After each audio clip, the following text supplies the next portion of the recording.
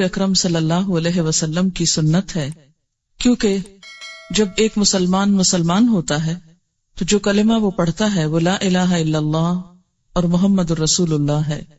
دین کے نام پر جو کام بھی ہم کریں گے اس کی اتھارٹی انہی دو ہستیوں کی طرف سے ملنی چاہیے۔ ان کے بعد کسی انسان کو یہ حق حاصل نہیں، خواہ وہ کتنا بھی بڑا عالم کیوں نہ ہو، کتنا بھی ذہین کیوں نہ ہو، کتنا بھی سمجھدار کیوں نہ ہو، کہ وہ دین کے نام پر کوئی اور چیز انٹروڈیوس کرائے، کسی اور چیز کو رواج دے۔ اگر یہ حق دے دیا جائے تو دین میں طرح طرح کی نئی باتیں شامل ہو جائیں جو اصل دین کی جگہ لے لیں گی، اور دین کے نام پر بہت سا انتشار، اختلاف اور باہم عداوت جنم لے گی۔ یہ تین عبادات، رات کا جاگنا، دن کا روزہ، اور اس کے بعد 22 رجب کو امام جعفر صادق کے نام پر کچھ پکانا اور دینا، یہ تمام چیزیں حضور صلی اللہ علیہ وسلم کے دور میں موجود نہیں تھیں۔ 27 رجب کی رات، جسے عموماً شب معراج کہا جاتا ہے، اس میں آپ صلی اللہ علیہ وسلم کو اگر معراج نصیب ہوئی، اگر کا لفظ میں اس لیے بول رہی ہوں کہ اس تاریخ میں بھی اختلاف ہے، سال میں بھی اختلاف ہے، اس کا ذکر میں بعد میں کروں گی۔ اگر آپ کو معراج نصیب ہوئی بھی اس رات میں، تو آپ صلی اللہ علیہ وسلم نے اسی رات جو مخصوص عبادت کی، اس کے بعد کبھی بھی ہر سال 27 رجب کو کوئی خاص عبادت نہیں کی، نہ ہی صحابہ کرام نے کبھی 27 رجب کی رات کو کوئی شب بیداری کی یا اس کی کوئی فضیلت بتائی۔ اسی طرح جہاں تک روزے کا تعلق ہے تو روزہ بھی سنت سے ثابت نہیں ہے، عزت افزائی کی جاتی۔ تو اس سے کیا پتہ چلتا ہے کہ اس رات میں شب بیداری اور اس دن میں روزے کی کوئی حقیقت نہیں۔ اسی طرح جہاں تک امام جعفر کے نام پر جو کنڈے دیے جاتے ہیں، تو بات یہ ہے کہ یہ تاریخ نہ تو امام جعفر رحمت اللہ علیہ کی پیدائش کی ہے اور نہ ہی آپ کی وفات کی ہے، لہذا ان کی طرف اس کی نسبت کا کوئی ثبوت ہی نہیں ملتا یا جواز ہی نہیں ملتا۔ امام جعفر رحمت اللہ علیہ کی ولادت ایک روایت کے مطابق 8 رمضان 80 ہجری میں ہوئی، یا 83 ہجری کی روایت بھی موجود ہے، 83 یا 80، اور وفات شوال کے مہینے میں 148 ہجری میں ہوئی۔ اس لیے نہ تو ہم یہ کہہ سکتے ہیں کہ آپ کی پیدائش کی خوشی میں یہ ہو رہا ہے، اور نہ ہی یہ کہہ سکتے ہیں کہ آپ کی وفات کے ضمن میں یہ کوئی کام ہو رہا ہے۔ اگرچہ اصلاً ہی کسی کی پیدائش یا کسی کی وفات پر کچھ کھانا پکانا یا مخصوص کھانے پکانا اسلام کی روح کے مطابق ہی نہیں۔ اسلام میں صدقہ خیرات کا جو تصور ہے وہ یہ کہ انسان جب اپنے پاس کچھ مال پائے یا کسی ضرورت مند کو دیکھے تو وہ صدقہ خیرات کرے۔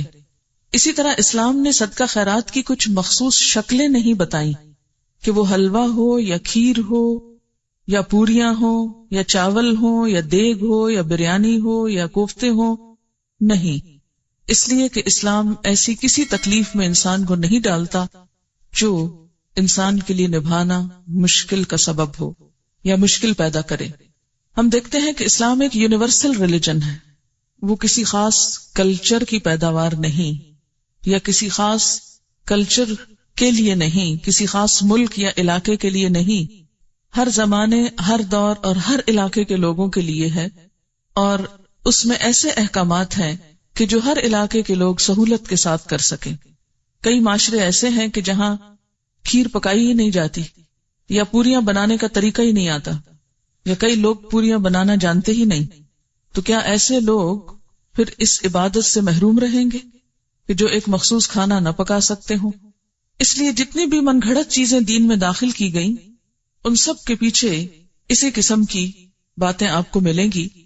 کنڈوں کی رسم کے بارے میں ایک روایت کے مطابق اس کی ابتدا 1906 میں امیر مینائی کے خاندان سے ہوئی اور امام جعفر کے نام پر شروع ہوئی، اور یہ امیر مینائی کا خاندان جیسا کہ آپ جانتے ہیں کہ لکھنؤ سے یا ہندوستان سے تعلق رکھتا ہے، تو اس رسم کی تو ابتدا بھی عرب سے نہیں ہوئی، یا جہاں اسلام کا اوریجن ہے وہاں سے نہیں آئی، تو اس کو اسلام یا دین کا حصہ یا نیکی یا عبادت آپ کیسے قرار دے سکتے ہیں؟ اگر آپ کو کسی کو بھی روح کو ثواب پہنچانا ہے، ان کے لیے صدقہ خیرات کرنا ہے، تو کوئی دن مقرر کرنے کی ضرورت نہیں، جب آپ کا دل چاہے اور جہاں آپ کا دل چاہے، جہاں آپ ضرورت سمجھیں وہاں آپ کر لیں، اور صرف چند مخصوص اشخاص کے لیے ہی نہیں، اس سے زیادہ کے لیے بھی آپ کر سکتے ہیں۔ پھر اسی طرح شب معراج، جس کا تعلق حضور صلی اللہ علیہ وسلم کے آسمان پہ جانے سے ہے، اس کی حقیقت کے بارے میں اور اس کی کچھ تفصیلات کے بارے میں آپ سے بات کروں گی۔ اگر کوئی شخص اس دن کو بہت اہمیت دینا ہی چاہتا ہے تو وہ بھی اپنے عمل پر غور کرے۔ ہم دیکھتے ہیں کہ اس تاریخ کے بارے میں بے شمار اختلافات ہیں، یعنی تاریخ یا مہینہ یا سال کے بارے میں یا اس کے اجزاء کے بارے میں تقریباً 36 اقوال ہیں۔ بعض کے خیال میں یہ ربیع الاول میں ہوئی، بعض نے رمضان کا مہینہ قرار دیا، بعض نے ہجرت سے 1 سال پہلے، بعض نے 1 سال 6 ماہ کہا، بعض نے 1 سال 5 ماہ کہا، کسی نے 1 سال 2 ماہ کہا، کسی نے 3 ماہ کہا، کسی نے 1 سال 4 ماہ کہا، یعنی بے شمار اقوال ہیں اس کے بارے میں۔ ایسا کیوں ہے کہ ایک اتنا بڑا واقعہ ہوا اور اس کی تاریخ بھی صحیح معلوم نہیں؟ تو اس کی بنیادی وجہ کیا ہے؟ اس کی بنیادی وجہ یہ ہے کہ اسلام کے دور اول میں لوگوں کو تاریخوں سے زیادہ دلچسپی نہیں تھی، وہ تاریخیں صرف یاد رکھتے تھے حج کی یا رمضان کی، جس میں مخصوص عبادات کرنا ہوتی تھی۔ اس کے علاوہ کون کس دن فوت ہوا، کس دن پیدا ہوا، یہ چیزیں ان کے نزدیک کچھ بہت اہمیت کی حامل نہیں تھی۔ یا کون سا واقعہ کس دن ہوا، وہ واقعے کو تو دیکھتے تھے، اس کی روح کو تو دیکھتے، لیکن اس کی تاریخ ان کے نزدیک ایک غیر اہم چیز تھی، کیونکہ ان کے ہاں دن منانے کا رواج ہی نہیں تھا۔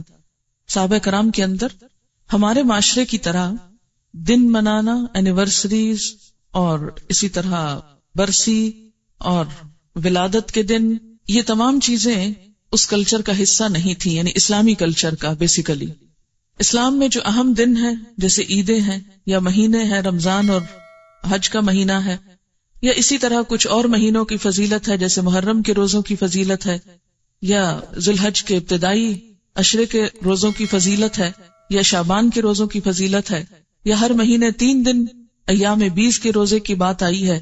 یہ دن تو شریعت نے خود مقرر کر دیے، لیکن اس کے علاوہ باقی چیزیں بعد کے دور میں پیدا ہوئیں، ان کو دین کا حصہ بنا لینا اور ان کے اوپر اس طرح پابندی سے عمل کرنا جیسے نماز کی پابندی کی جاتی ہے، تو یہ دین میں نئی روایات پیدا کرنے کے برابر ہوگا۔ اگر ہم ایک مشہور روایت کے مطابق مان ہی لیں کہ یہ رات معراج کی رات ہے، تو آئیے دیکھتے ہیں کہ معراج کی رات میں آپ صلی اللہ علیہ وسلم کو کیا کچھ دکھایا گیا۔ آپ نے بنیادی طور پر اچھے اور برے کام کرنے والوں کے انجام دیکھے۔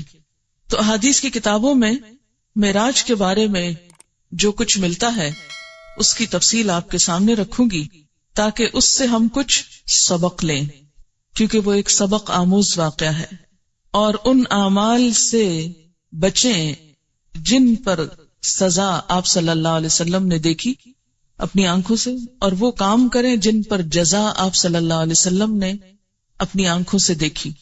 قرآن پاک میں اللہ سبحانہ وتعالی نے فرمایا، سبحان الذی اسری بعبدہ لیلا من المسجد الحرام الی المسجد الاقصی الذی بارکنا حولہ لنریہ من آیاتنا انہ هو السمیع البصیر۔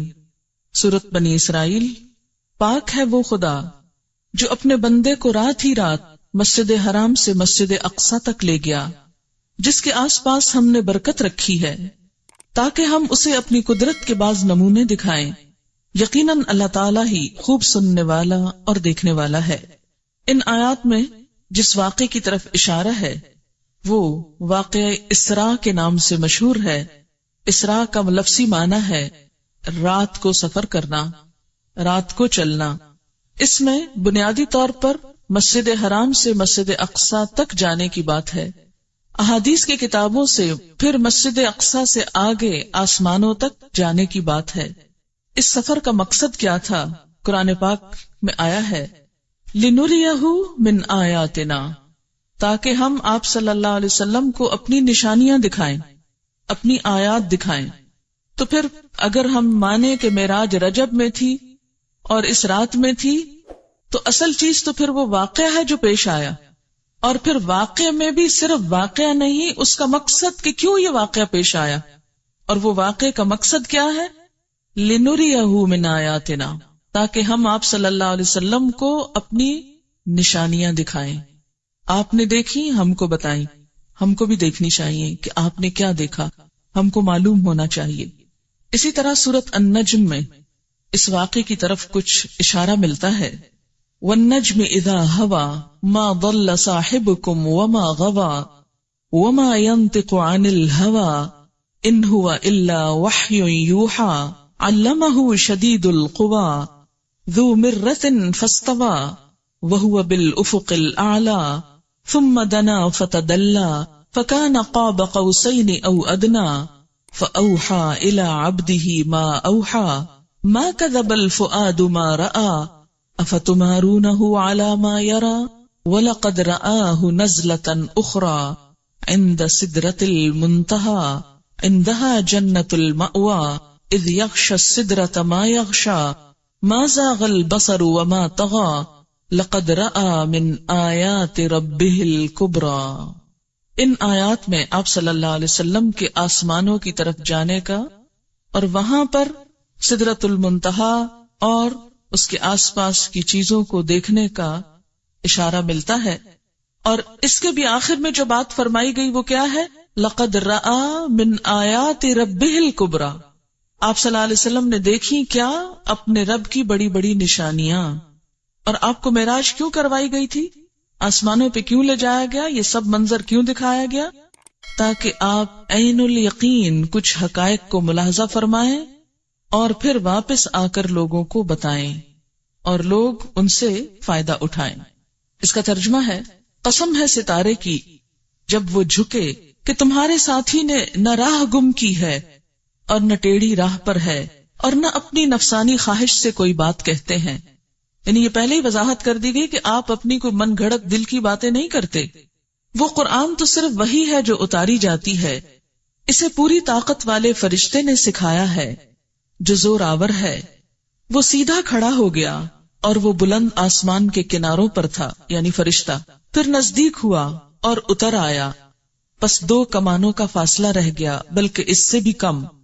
پس اس نے خدا کے بندے کو پیغام پہنچایا جو بھی پہنچایا۔ جو دیکھا اس میں پیغمبر کے دل نے جھوٹ نہیں کہا۔ کیا تم جھگڑا کرتے ہو اس پر جو پیغمبر دیکھتے ہیں؟ اسے تو ایک مرتبہ اور دکھایا تھا، یعنی اللہ تعالیٰ نے ایک اور مرتبہ بھی دکھایا تھا۔ کہاں؟ سدرۃ المنتہا کے پاس۔ وَلَقَدْ رَآهُ، اور البتہ تحقیق اس نے، یعنی آپ صلی اللہ علیہ وسلم نے دیکھا تھا، ہو اس کو یعنی جبریل کو۔ کہاں؟ نزلتاً اخرى، ایک اور مرتبہ۔ کہاں؟ عند سدرۃ المنتہا، سدرۃ المنتہا کے پاس۔ اسی کے پاس جنت المأویٰ ہے، جبکہ سدرہ کو چھپائے جا رہی تھی وہ چیز جو چھپا رہی تھی، نہ تو نگاہ بہکی نہ حد سے بڑھی۔ یقیناً اس نے، یعنی آپ صلی اللہ علیہ وسلم نے اپنے رب کی بڑی بڑی نشانیوں میں سے بعض نشانیاں دیکھی تھی۔ یہ تو ہے قرآن کا بیان، لیکن باقی تفصیلات کہ وہ نشانیاں کیا تھیں، قرآن نے صرف کیا ذکر کیا کہ نشانیاں دیکھی۔ وہ نشانیاں کیا تھیں وہ احادیث کی کتابوں میں ہیں۔ اب ان کے بارے میں تھوڑی سی روایات میں آپ کے سامنے پڑھوں گی، اور اس کی روشنی میں ہمیں معراج اور رجب کو دیکھنا چاہیے اور اپنے اعمال کی طرف نظر کرنی چاہیے۔ صحیح بخاری میں حضرت انس بن مالک سے مروی ہے کہ معراج والی رات میں جب کہ بیت اللہ شریف سے آپ کو بلایا گیا، آپ کے پاس 3 فرشتے آئے جبکہ آپ سو رہے تھے۔ ان میں سے اگلے نے پوچھا کہ ان سب میں سے کون ہیں؟ درمیان والے نے جواب دیا کہ یہ سب سے اچھے ہیں۔ تو سب سے آخر والے نے کہا بس پھر ان کو لے چلو، یعنی آپ اور لوگوں کے قریب سوئے ہوئے تھے، اسی لیے فرمایا کون ہے، پہچان کے پھر آپ کو لے چلے۔ اس رات میں صرف اتنا ہی ہوا، آپ نے انہیں دیکھا نہیں۔ دوسری رات پھر یہ تینوں آئے، اس وقت بھی آپ سو رہے تھے، لیکن آپ کا سونا اس طرح کا تھا کہ آنکھیں سو رہی تھیں اور دل جاگ رہا تھا۔ تمام انبیاء کی نیند ایسی ہی ہوتی ہے۔ اس رات انہوں نے آپ سے کوئی بات نہیں کی اور آپ کو اٹھا کر زمزم کے پاس لٹایا، سینہ گردن تک خود جبریل علیہ السلام نے اپنے ہاتھ سے چاک کیا۔ یہ شق صدر کا واقعہ دوسری مرتبہ ہوا، ایک مرتبہ بچپن میں بھی۔ اور سینہ اور پیٹ کی تمام چیزیں نکال کر انہیں اپنے ہاتھ سے زمزم کے پانی سے دھویا۔ جب خوب پاک صاف کر چکے تو آپ کے پاس ایک سونے کا تشت لایا گیا جس میں سونے کا ایک بڑا پیالہ تھا جو حکمت اور ایمان سے پر تھا۔ اس سے آپ کے سینے کو اور گلے کی رگوں کو پر کر دیا، پھر سینے کو سی دیا۔ اس دور میں تو یہ بات جب آپ نے بتائی تو لوگوں کے ایمان ہل گئے اور لوگوں کو سمجھنے بھی مشکل ہو گئی۔ اگر اس دور کے لوگوں کو یہ بتایا جاتا کہ 1400 سال بعد کچھ لوگ ایسے پیدا ہوں گے جو عام انسانوں کے بھی سینے چیر کر ان کے دل نکال کر بدلیں گے تو ان کے ایمان شاید متزلزل ہو جاتے اور کوئی یقین نہ کرتا۔ آج اگر انسان نے یہ مہارت حاصل کر لی ہے تو فرشتوں کے لیے یہ کام آخر کیوں مشکل ہے جو زمین سے آسمان اور آسمان سے زمین تک آتے جاتے ہیں۔ مسلم کی روایت ہے کہ پھر آپ کے پاس ایک تیز رفتار سواری لائی گئی جس کا نام براق تھا، جو صحیح معنوں میں برق رفتار تھا، منتہائے نظر پر ایک قدم رکھتا تھا، یعنی اس کا ایک قدم کہاں ہوتا تھا کہ جہاں نگاہ جا کے ٹکتی تھی، ایک یہاں اور ایک وہاں، یعنی اتنا تیز رفتار۔ حضرت جبریل علیہ السلام نے اس کو پکڑ کر حضور صلی اللہ علیہ وسلم کو سوار ہونے کے لیے کہا۔ آپ نے سوار ہونے کا جب ارادہ کیا تو وہ براق کسی قدر شوخی اور تیزی کرنے لگا۔ حضرت جبریل نے اس کے کان میں کہا کہ تجھے معلوم ہے کہ آپ صلی اللہ علیہ وسلم سے زیادہ مکرم اور محترم کوئی نہیں جو تجھ پر سوار ہوا۔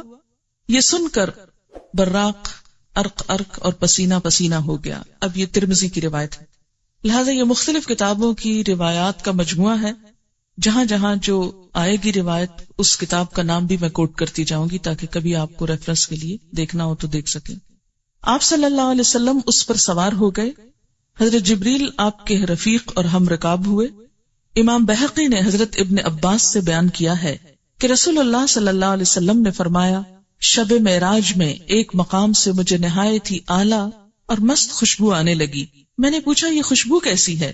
جواب ملا کہ فرعون کی لڑکی کی مشاطہ کہتے ہیں جو کنگھی کرتی، جیسے پارلر میں کام کرنے والی جیسے لڑکیاں ہوتی، تو اس کے دربار میں یہ ایک بیوٹیشن تھی، وہ سمجھیں، یا مشاطہ، اور اس کی اولاد کے محل کی ہے۔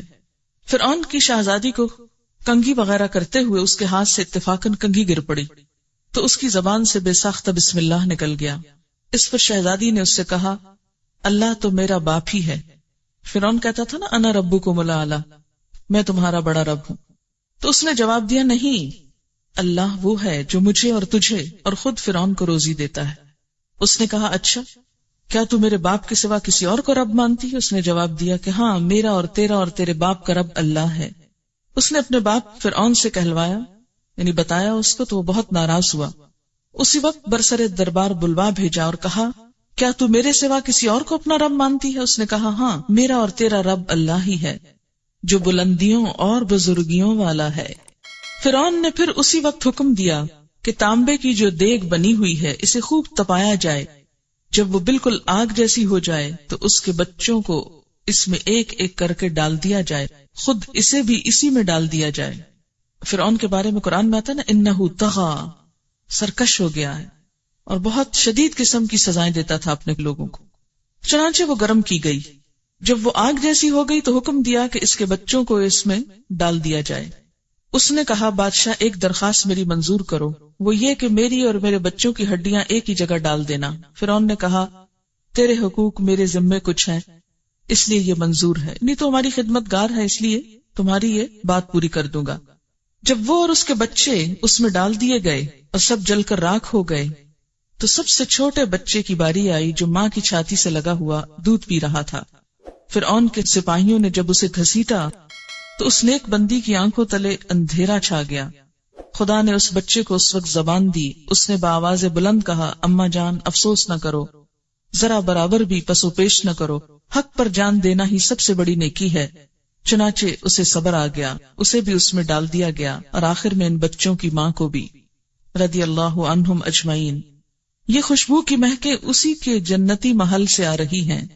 آپ نے اس واقعے کے ساتھ ہی بیان فرمایا کہ 4 چھوٹے بچوں نے گہوارے میں بات کی تھی، ایک تو یہی بچہ، ایک وہ جس نے حضرت یوسف کی شہادت دی تھی، اور ایک وہ بچہ جس نے حضرت جریج ولی اللہ کی پاک دامنی کی شہادت دی تھی، ان پہ الزام لگا تھا، اور حضرت عیسیٰ ابن مریم علیہ السلام۔ اس کا ذکر تفسیر ابن کثیر میں موجود ہے۔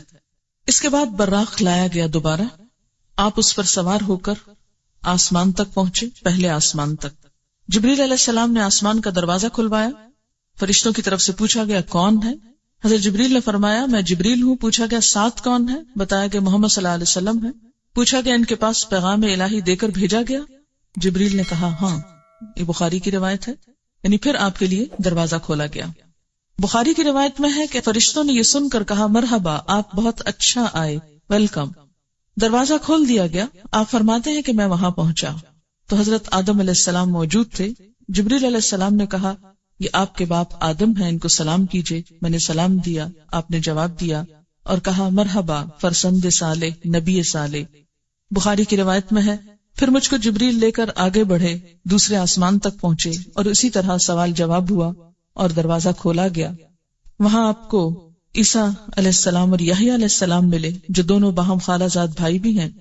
جبریل علیہ السلام نے کہا یہ یحییٰ اور عیسیٰ علیہ السلام ہیں، ان کو سلام کیجئے۔ میں نے سلام کیا، دونوں نے جواب دیا۔ پھر کہا کہ مرحبا برادر صالح اور نبی صالح، اور پھر اسی طرح ان سے کچھ باتیں ہوئیں، اور ان کو برادر اس لیے کہا گیا، بھائی اس لیے کہا گیا کہ آپ ان کے ڈسینڈنٹ نہیں، یعنی وہ دوسری نسل سے ہیں۔ بخاری میں ہے کہ مجھ کو جبریل علیہ السلام تیسرے آسمان کی طرف لے کر چڑھے اور دروازہ کھلوایا۔ پوچھا گیا کون؟ جبریل نے کہا میں ہوں۔ پوچھا گیا تمہارے ساتھ کون؟ انہوں نے کہا محمد صلی اللہ علیہ وسلم۔ پوچھا گیا ان کے پاس پیغام الہی ہے؟ جبریل نے کہا ہاں۔ فرشتوں نے کہا مرحبا، آپ بہت اچھا آئے۔ دروازہ کھولا گیا، وہاں پہنچا تو دیکھا کہ یوسف علیہ السلام موجود ہیں۔ جبریل علیہ السلام نے کہا یہ یوسف علیہ السلام ہے، ان کو سلام کیجئے۔ میں نے سلام کیا، انہوں نے جواب دیا۔ انہوں نے کہا مرحبا برادر صالح اور نبی صالح، کیونکہ وہ بھی بنی اسرائیل میں سے تھے، اس لیے بھائی کہہ رہے ہیں۔ بخاری کی روایت میں کہ جبریل علیہ السلام مجھ کو لے کر آگے بڑھے، چوتھے آسمان پر اسی طرح سوال جواب ہوا، اور وہاں پر حضرت ادریس علیہ السلام موجود تھے، سلام دعا ہوئی، اور اسی طرح کہا برادر صالح اور نبی صالح۔ پھر جبریل علیہ السلام آگے بڑھے پانچویں آسمان تک، وہاں بھی اسی طرح سلام دعا ہوا، وہاں پر ہارون علیہ السلام موجود تھے، انہوں نے بھی برادر صالح اور نبی صالح کہہ کر ویلکم کیا۔ پھر آگے چڑھے چھٹے آسمان تک، دروازہ کھلوایا گیا اور اسی طرح سوال جواب ہوا، اور یہاں پر موسیٰ علیہ السلام تھے۔ جب وہ ان کو چھوڑ کر آگے بڑھے تو وہ رونے لگے۔ پوچھا کیا ہے، آپ کے رونے کی وجہ کیا ہے؟ انہوں نے کہا میں اس لیے روتا ہوں کہ ایک نوجوان پیغمبر میرے بعد مبعوث ہوئے، جن کی امت کے جنت میں داخل ہونے والے میری امت کے جنت میں داخل ہونے والوں سے زیادہ ہوں گے، تو مجھ کو اپنی امت پر حسرت ہے، یعنی بنی اسرائیل پر، کہ انہوں نے میرا اس طرح اتباع نہ کیا جس طرح حضور صلی اللہ علیہ وسلم کی امت آپ کی اطاعت کرے گی۔ اسی لیے میری امت کے ایسے لوگ جنت سے محروم رہے تو ان کے حال پہ رونا آتا ہے۔ پھر ساتویں آسمان پر پہنچے تو وہاں پر ابراہیم علیہ السلام کو پایا، کہا گیا ان کو سلام کیجئے۔ آپ نے ان کو سلام کیا، انہوں نے کہا فرزند صالح اور نبی صالح، یعنی بیٹا کہہ کے پکارا، اور آپ اپنی کمر بیت المعمور سے ٹیک کر بیٹھے ہوئے تھے۔ ایک اور حدیث میں آتا ہے نا کہ ساتویں آسمان پر بیت المعمور ہے، خانہ کعبہ کی طرح، اور وہاں ہر روز 70,000 فرشتے طواف کرتے ہیں۔ تو ابراہیم علیہ السلام نے چونکہ دنیا میں بیت اللہ بنایا تو اس کے اعزاز میں آپ کو ساتویں آسمان پر جو بیت اللہ ہے وہاں پر رکھا گیا۔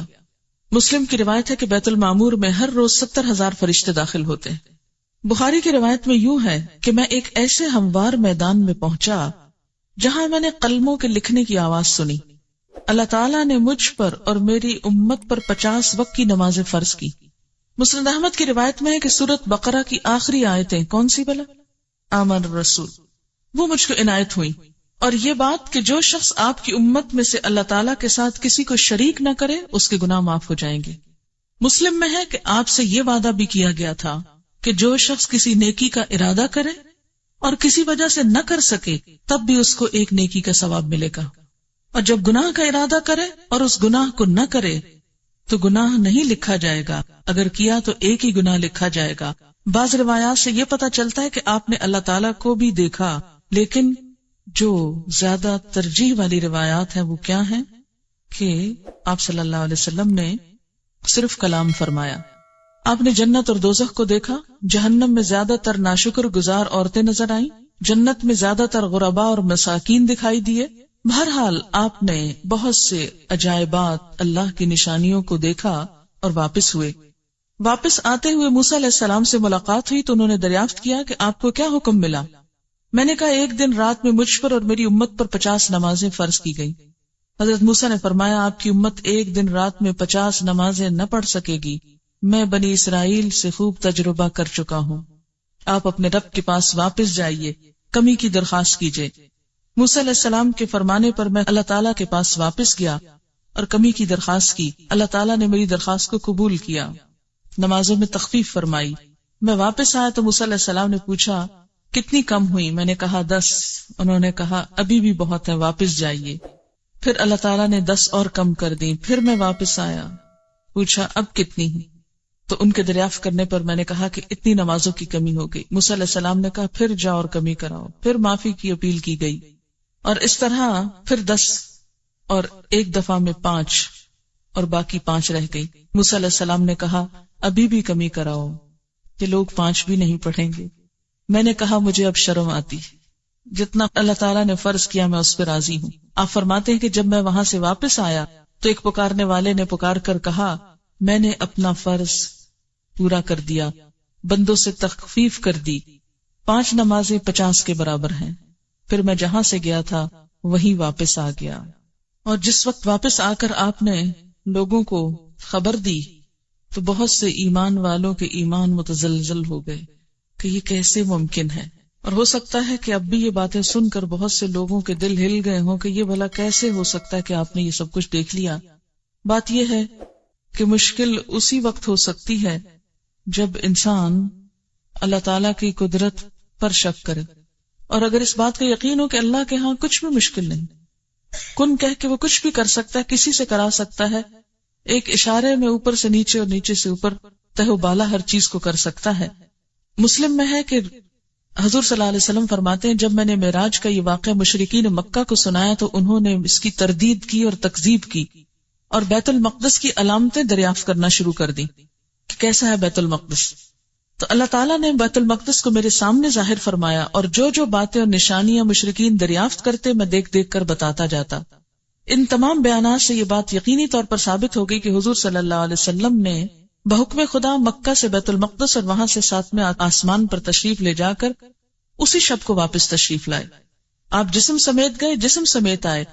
یہ محض خواب نہ تھا بلکہ روح جسم کی بیداری کی حالت کے ساتھ گئے. اور قرآن پاک میں بھی اسی کا ذکر ملتا ہے کیونکہ قرآن پاک میں آتا نا سبحان الذی اسری بعبدہ، تو عبد کس کو کہتے ہیں؟ روح کو. اب سے مراد روح اور جسم دونوں ہیں. قرآن کے مطابق سب کا حساب کتاب قیامت کے دن ہوگا. تو پھر حضور صلی اللہ علیہ وسلم نے کیسے پہلے سزا اور جزا یعنی جنت اور دوزخ کا مشاہدہ کیا؟ یہ کون لوگ تھے جن کا حساب پہلے ہوا؟ اس میں یہ وہ لوگ بھی ہو سکتے ہیں جو دنیا سے مر کے جا چکے ہیں، برزخ میں ہیں، اور ان کو وہاں ان کے اعمال کے مطابق سزا لیتے ہوئے دکھا دیا گیا. اگرچہ سب کا فیصلہ قیامت کے دن ہوگا، لیکن اگر کچھ لوگوں کو بطور مثال وہاں اللہ تعالیٰ نے پہلے فیصلہ کر کے ڈال دیا تو اس میں کیا مشکل ہے؟ یہ بھی ہو سکتا ہے کہ اللہ تعالیٰ نے بطور تمثیل دکھایا کہ ایسا ہوگا، یعنی جن لوگوں کے ساتھ ہونے والا ہے ان کی شکلیں سامنے لا کے دکھا دی اور ان کو ایک شیپ دے دی اور فیصلہ بعد میں ہوتا رہے گا.